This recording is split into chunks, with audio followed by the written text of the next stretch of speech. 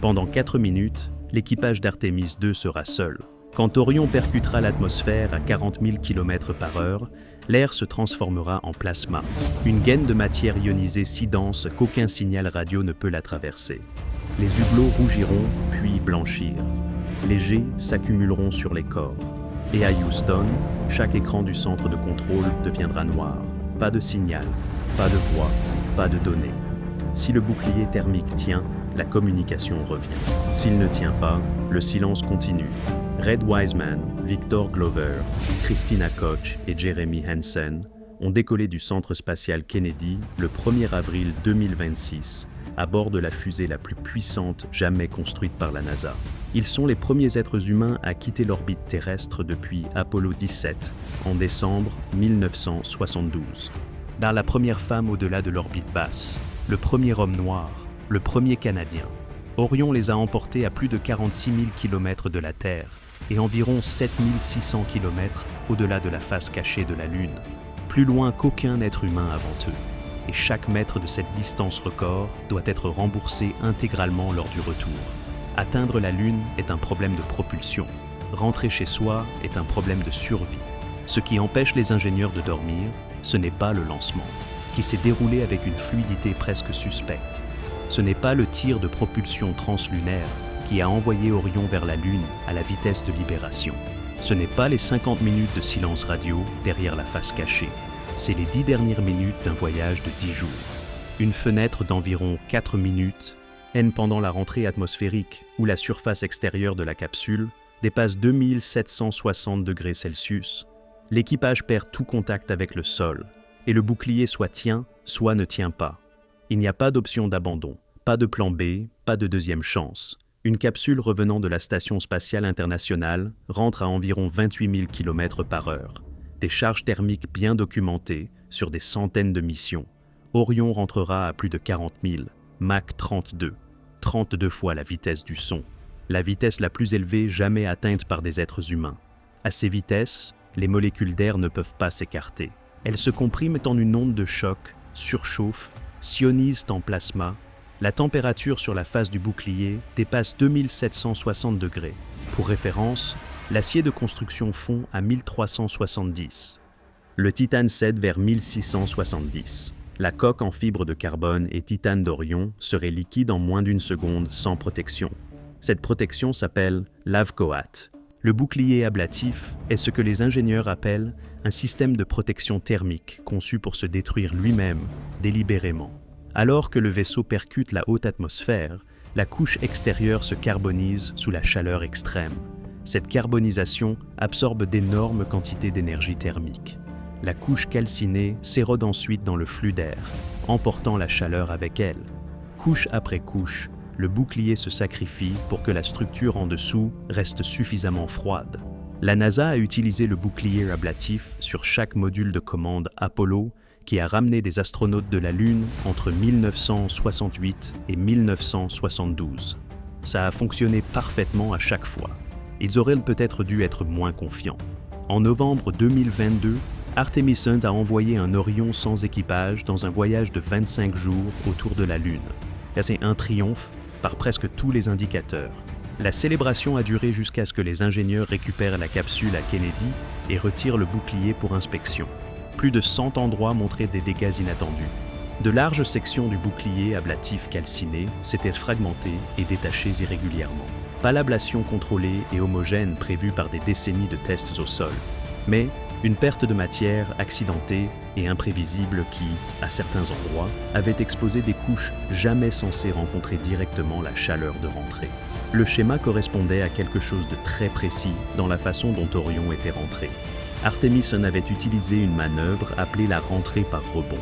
Au lieu de plonger directement dans l'atmosphère, mais la capsule s'y est d'abord enfoncée pour perdre de la vitesse par traînée aérodynamique, puis a utilisé sa portance pour rebondir au-dessus, comme un galet qui ricoche sur l'eau. Après un court passage en quasi-vide, elle a replongé pour la descente finale. L'avantage, une précision accrue de l'atterrissage. À l'intérieur du bouclier ablatif, ce fut catastrophique. Pendant la phase de remontée, quand le chauffage extérieur a brusquement chuté, une réaction en chaîne s'est déclenchée. Le bouclier ablatif produit des gaz pendant l'ablation, une sorte de combustion sans oxygène. En temps normal, ces gaz s'évacuent vers l'extérieur à travers la couche poreuse de charbon. Mais lors du rebond, cette couche s'était densifiée, moins perméable. Le matériau en dessous continuait à produire des gaz. Ces gaz n'avaient nulle part où aller. La pression montait à l'intérieur des blocs, et quand la capsule a replongé pour le deuxième passage, ses poches sous pression ont éclaté, projetant la matière calcinée par morceaux. Il y a un détail dans l'enquête dont on parle peu. Malgré ces 100 endroits de perte de matière inattendus, la température à l'intérieur de la cabine d'Orion n'a jamais dépassé les 25 degrés. Les performances thermiques avaient surpassé les attentes. Le bouclier ablatif faisait son travail. Il bloquait la chaleur. Le problème, c'est qu'il se déchirait lui-même en le faisant, et personne ne pouvait prédire où ni combien. Un bouclier ablatif avec une ablation imprévisible, c'est comme un parachute qui s'ouvre, mais pourrait avoir des trous aléatoires. Il va probablement vous ralentir. Vous ne pouvez juste pas être certain de combien. La NASA n'a pas remplacé le bouclier ablatif pour Artemis II. Il était déjà construit, déjà fixé au module de l'équipage. Un remplacement aurait ajouté des années à un programme qui avait déjà glissé de 2024 à 2025 à 2026 à travers une cascade de retards techniques, d'interruptions météo et de fuites d'hydrogène lors des répétitions générales. Jared Isaacman, l'administrateur de la NASA, qui a lui-même volé en orbite à bord d'un Dragon de SpaceX et comprend les risques du vol spatial depuis l'intérieur d'une combinaison de pression plutôt que derrière un bureau, a examiné les données et accepté de voler tel quel, à la place d'un nouveau bouclier ablatif, un nouveau plan de vol. La rentrée par rebond est entièrement supprimée. Orion descendra en ligne directe, plus raide, plus brutale, mais plus court. Pas d'interruption au milieu. Pas de moment où les gaz piégés peuvent s'accumuler et faire éclater le bouclier ablatif de l'intérieur. Est-ce que le compromis est significatif? Des charges en G plus élevées, des pics de chaleur plus intenses, une zone d'amérissage moins flexible. La propre estimation de la NASA pour le risque global de la mission se situe quelque part entre 1 sur 2 et 1 sur 50. Dans le meilleur des cas, environ 2% de chances de perdre l'équipage. Dans le pire, pile ou face. Le seuil officiel de risque acceptable de la NASA pour les missions Artemis est de 1 sur 30. Rick Henling est le directeur de vol principal pour la rentrée. Son unique mission, faire passer l'équipage vivant à travers ces 4 minutes. Il dirige l'équipe à Houston qui surveille chaque paramètre de la descente en temps réel, sauf pendant la fenêtre la plus critique. Là, il ne pourra rien faire. Ce silence hante les vols habités depuis le programme Mercury au début des années 1960. À des vitesses hypersoniques, la gaine de plasma absorbe et réfléchit les ondes radio sur presque toutes les fréquences utilisables. Aucun signal n'entre, aucun signal ne sort. Pour environ 4 minutes pendant le pic thermique, Rick Henling et toute son équipe seront assis à leur console, fixant des écrans qui n'affichent rien, comptant les secondes. En avril 1970, l'équipage d'Apollo 13 est rentré après que le module de service avait été mis hors de combat par une explosion. Personne ne savait si le bouclier thermique du module de commande avait été endommagé par le souffle. Le silence radio prévu était de 3 minutes. Il s'est étiré à 4, puis 5, puis 6. Gene Kranz et son équipe sont restés dans le silence total, à regarder une horloge et un écran noir. Quand la voix de Jack Swigert a finalement traversé les parasites, la salle a craqué. 33 ans plus tard, Columbia s'est désintégrée pendant sa rentrée atmosphérique, le 1er février 2003. Un morceau de mousse isolante avait frappé les tuiles de protection thermique de l'aile lors du décollage. Personne ne l'avait vu à temps. L'équipage n'a jamais reçu d'avertissement. Et le centre de contrôle ne s'en est rendu compte que quand la télémétrie a disparu et n'est jamais revenue. La défaillance du bouclier thermique pendant la rentrée n'est pas un risque théorique. Elle a tué 7 personnes. Il y a quelque chose dans la rentrée atmosphérique qu'aucune autre phase du vol spatial ne partage. Le décollage est violent, mais c'est un commencement. Plein de poussées, de brouillane, de l'énergie brute d'un départ. La traversée entre la Terre et la Lune est silencieuse. Red Wiseman a raconté aux journalistes pendant une liaison en direct qu'il avait regardé le globe entier de pôle en pôle au coucher de soleil. La façon dont il a marqué une pause au milieu de sa phrase disait clairement que l'expérience avait dépassé son vocabulaire. Mais la rentrée est un règlement de compte. L'angle doit être exactement juste. car trop faible, et la capsule rebondit sur l'atmosphère pour disparaître dans l'espace profond pour toujours. Trop prononcé et léger où la chaleur dépasse ce que le vaisseau et l'équipage peuvent supporter. Le bouclier ablatif doit tenir, les parachutes doivent se déployer en séquence, la cabine doit rester étanche. Tout se passe en minutes, pas en heures, en tombant à des vitesses qui transforment l'air en feu. Le bouclier ablatif d'Orion mesure 5 mètres de diamètre, le plus grand jamais construit pour un vaisseau habité. Ses 186 blocs font entre 2 et 7 cm d'épaisseur. C'est la marge. Quelques centimètres d'un matériau conçu pour brûler à une vitesse précisément contrôlée, entre 4 êtres humains et un plasma qui vaporiserait du métal nu avant que le cerveau ait eu le temps de réaliser ce qui se passe.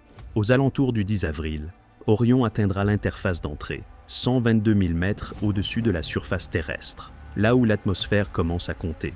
Le module de service européen, qui a fourni énergie, propulsion, eau et air respirable pendant tout le voyage, se séparera de la capsule et brûlera derrière eux dans l'atmosphère. Tout ce qui peut être jeté a été jeté. Le système d'abandon de lancement, les boosters et les moteurs du cœur de la fusée, le module de service. Un par un, chaque composant de la fusée de 30 étages qui a emporté 4 personnes depuis la surface de la Terre a été écarté, jusqu'à ce qu'il ne reste qu'une capsule, à peu près la taille d'un grand S UV. En chute libre, seul, Orion pivotera jusqu'à ce que le bouclier ablatif fasse la direction du voyage. L'ordinateur de guidage prendra le contrôle, effectuant des micro-ajustements de l'angle d'attaque avec de petits propulseurs de contrôle de réaction, affinant la trajectoire vers la zone d'amérissage. En 90 secondes, la température dépassera 2000 degrés. Le plasma se refermera sur la capsule comme un point. Et alors, exactement comme prévu, la radio mourra. Pendant 4 minutes, l'équipage d'Artemis II sera seul avec la physique. Pas de support au sol. Et c'est pas de lien de télémétrie. À Houston, Rick Henling et ses contrôleurs de vol resteront sur leur siège, à fixer des écrans vides, à compter les secondes. Ils se sont entraînés pour ce silence. La simulation n'est pas la même chose que la réalité. Tout le monde dans cette salle le sait. Quand le signal reviendra, quand ce premier fragment de voix ou de données percera le plasma qui s'amincit, chaque personne dans le centre de contrôle connaîtra la réponse à l'unique question qui aura compté depuis que cette mission a été conçue. Le bouclier ablatif a tenu. Ou il n'a pas tenu. Il y a 54 ans, nous avons arrêté d'aller sur la Lune. Nous avions la technologie. Nous avions les fusées. Nous avions des astronautes prêts à voler. Et nous avons arrêté. Pendant plus d'un demi-siècle, le plus loin que les humains sont allés, Chim, c'est quelques centaines de kilomètres au-dessus de la surface, en orbite basse, assez près pour voir les lumières des villes la nuit. Artemis II est le premier pas du retour. Pas un grand bond, une preuve de concept. 4 personnes dans un vaisseau qui n'a jamais transporté d'équipage, autour d'une destination que l'humanité a abandonnée il y a 2 générations, protégée par un bouclier ablatif qui ne s'est pas comporté comme prévu la dernière fois. Tout ce qui vient après, chaque alunissage, chaque séjour prolongé sur la surface, chaque infrastructure construite au-delà de la Terre, dépend de ce qui se passe dans les prochains jours. Si le signal revient, la Lune redevient une destination. S'il ne revient pas, tout s'arrête. Nous le saurons bientôt.